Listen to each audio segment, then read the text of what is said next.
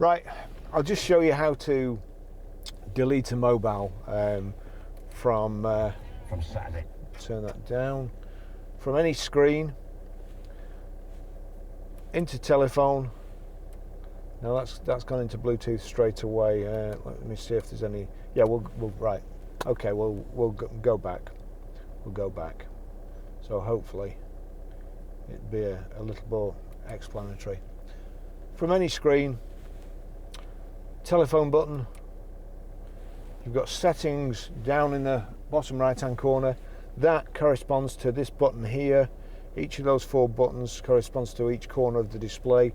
So bottom right hand corner, settings, telephone settings, call options, mailbox number, Bluetooth, select Bluetooth, discoverability, Bluetooth audio player, find Bluetooth devices, bonded Bluetooth devices. That's what we want.